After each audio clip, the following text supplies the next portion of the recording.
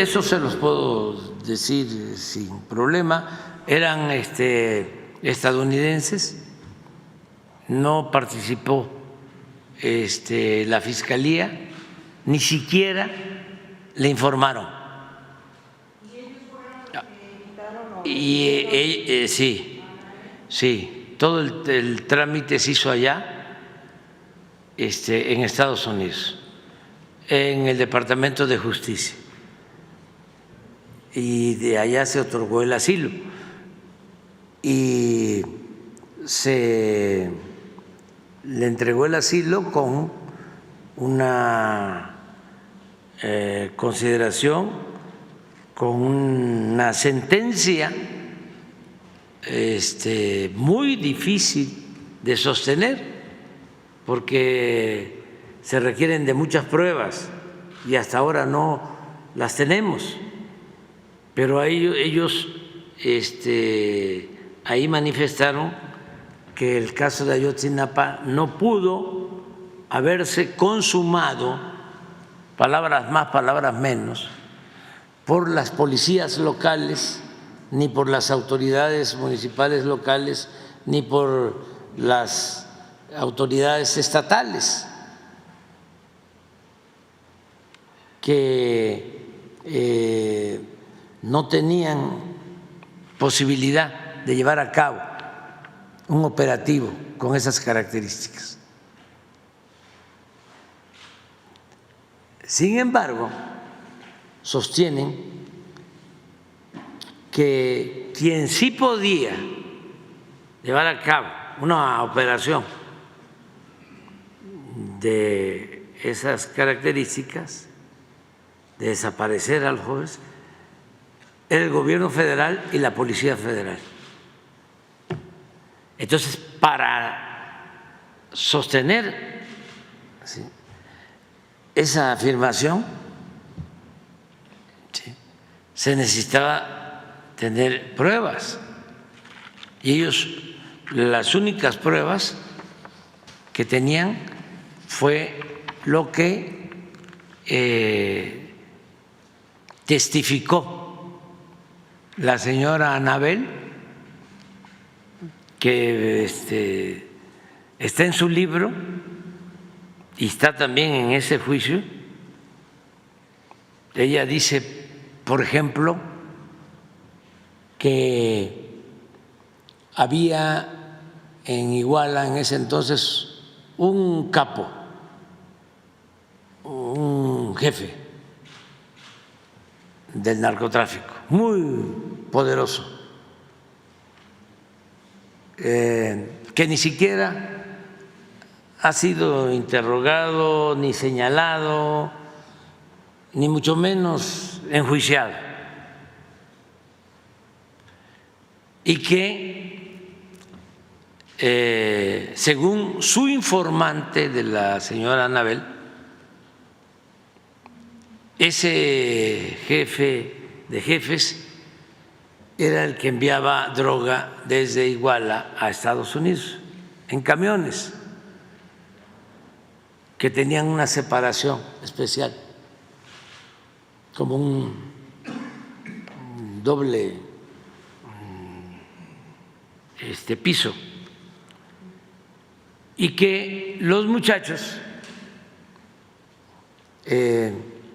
detienen un camión, se apoderan de uno de esos camiones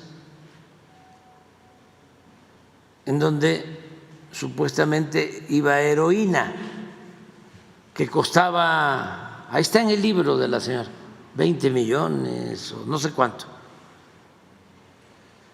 y que al darse cuenta los muchachos descubren lo del tráfico de la droga y que se llevan el camión, y entonces este jefe de jefes manda a escarmentarlos,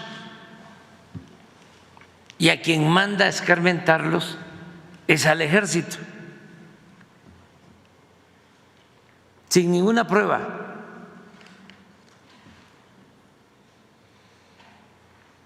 Entonces sería muy bueno, yo no lo voy a recomendar mientras estemos nosotros, porque no quiero que vaya a decir la señora Anabel que la estamos persiguiendo, pero sería muy bueno ni siquiera citarla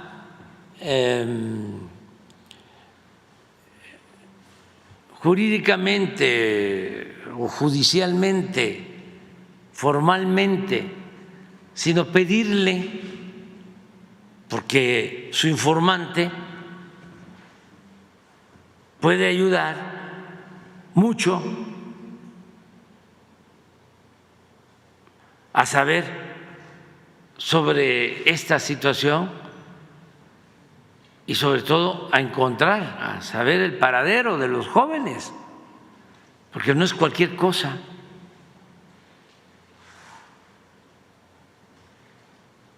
Entonces, eso es lo que se está revisando, pero el documento lo tenemos y el argumento que utilizaron para darle el asilo, porque también se le dé el asilo para que él sostenga, como él estaba de juez, que los jóvenes no fueron llevados a la comandancia de la policía para darle sustento al dicho de que no fueron los policías, no fueron las autoridades locales, sino que a los muchachos supuestamente se los llevaron los elementos del ejército. Entonces, por eso se le da el asilo, porque él sostiene de que no llevaron a los muchachos a la comandancia. Y hay otros testigos que sostienen que sí fueron los muchachos a la comandancia, a un grupo, y que de ahí se los llevaron. Entonces, es interesante pues saber, todo esto lo vamos a ir informando, porque son cosas nuevas. Y a mí me llama mucho la atención lo de la señora Anabel, porque a mí me calumnió. Escribió un libro en contra mía que publicó 15 días antes de la elección, acusándome de que yo había recibido dinero del cartel de Sinaloa en el 2006, sin presentar pruebas de nada, ni una sola prueba. Pero no solo ella, sino fue una lanzada bien orquestada desde el extranjero a principios de este año. Empezó un periodista famoso, Till Golden, premio Nobel de periodismo, y el New York Times, y todos tienen como fuente en sus reportes a la DEA. Claro que después ya la DEA dice, no existe ninguna investigación, o hubo, pero no encontramos elementos para no generar un conflicto entre gobiernos. No.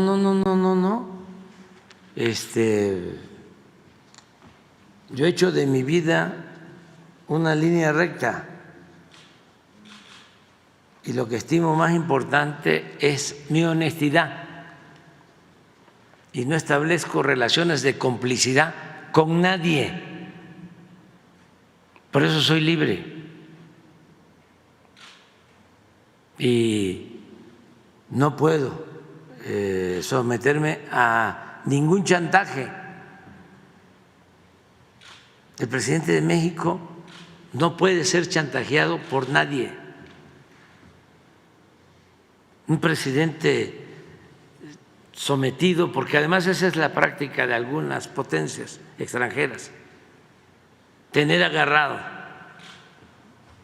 a la autoridad para someterlo, hincarlo o sentarlo en la silla de los acusados y convertirlo en un pelele, en un títere,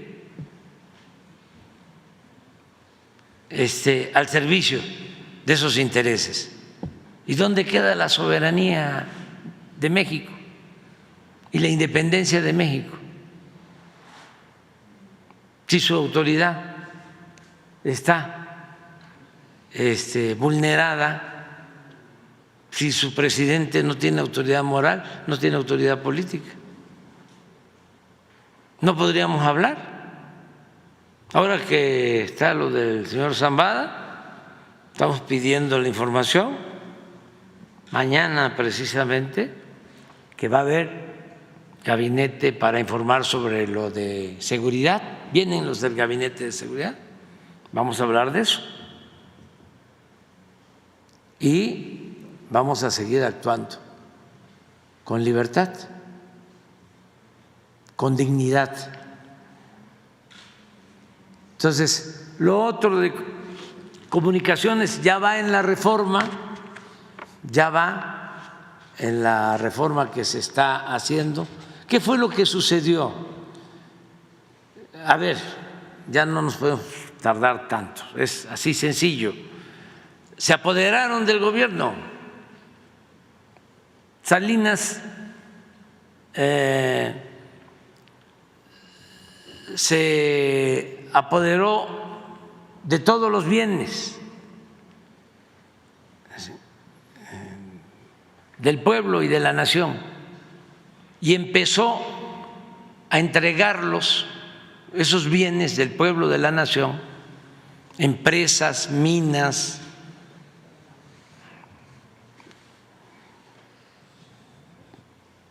hasta las tierras ejidales, luego le siguieron los ferrocarriles.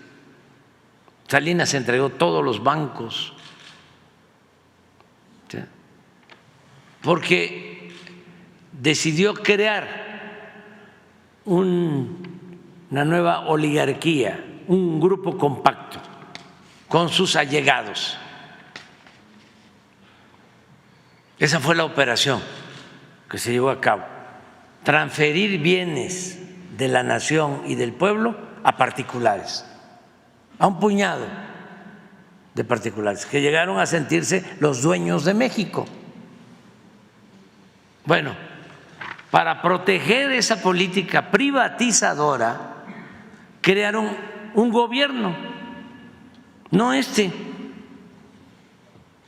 sino un andamiaje, ¿sí?, equiparable a un gobierno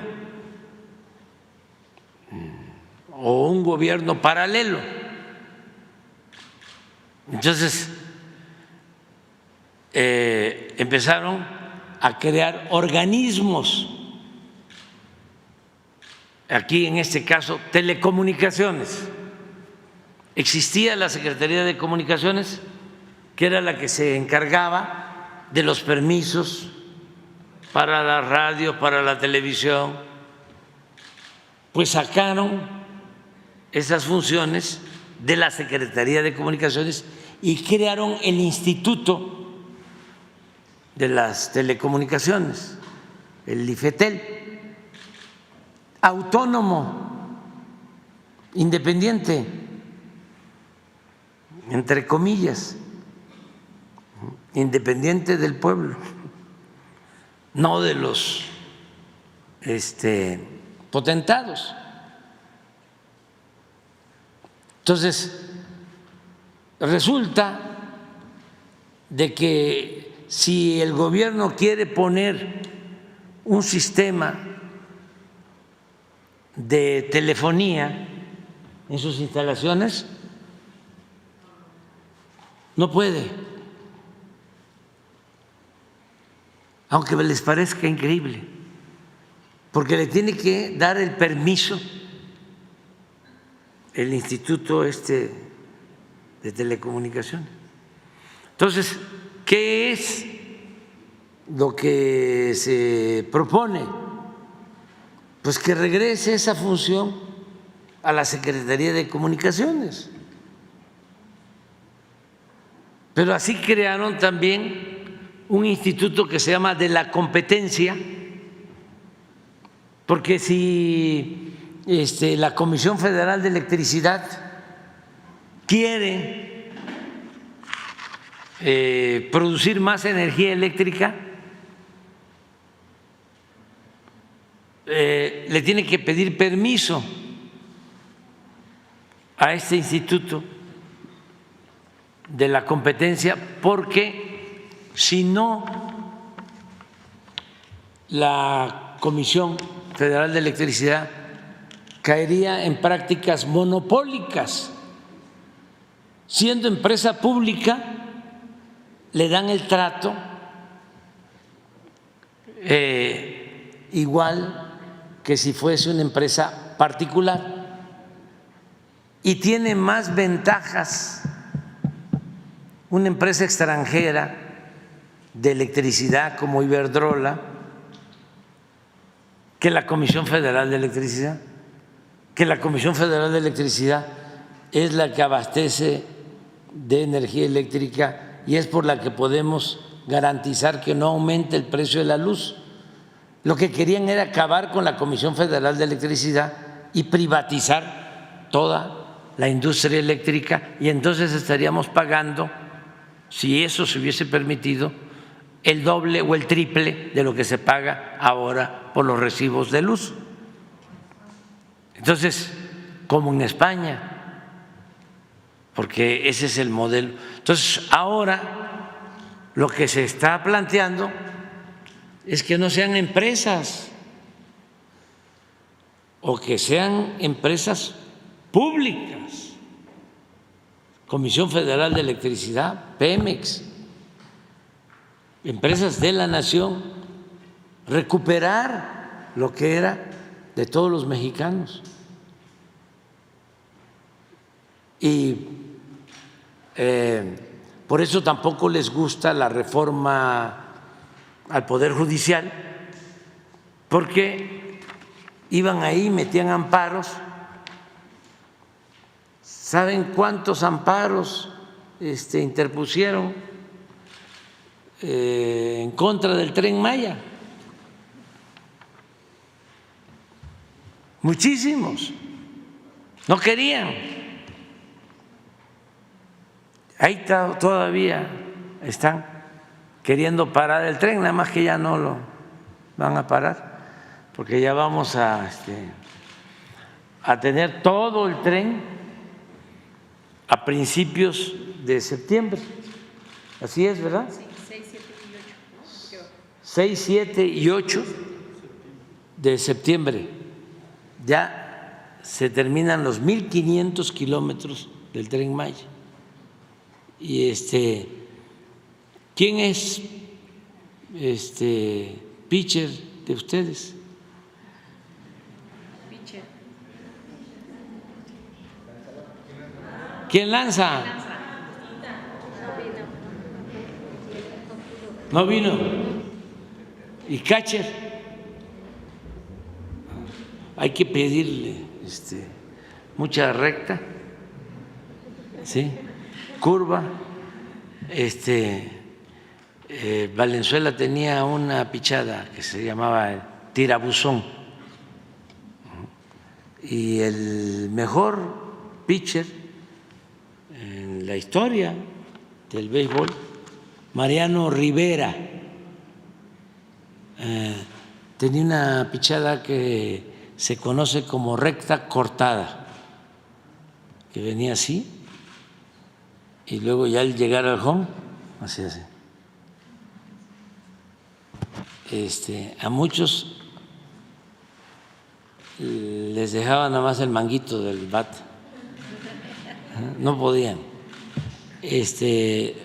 Mariano Rivera es el único, él es de Panamá y es el único que entró al Salón de la Fama en Estados Unidos por unanimidad.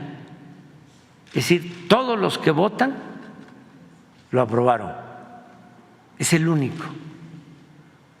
Y quiere venir y dice que antes de que yo termine, porque me quiere pichar su recta cortada y dice que me va a dominar. Yo le digo que lo voy a macanear. Entonces sigan ustedes jugando y un aplauso para ustedes.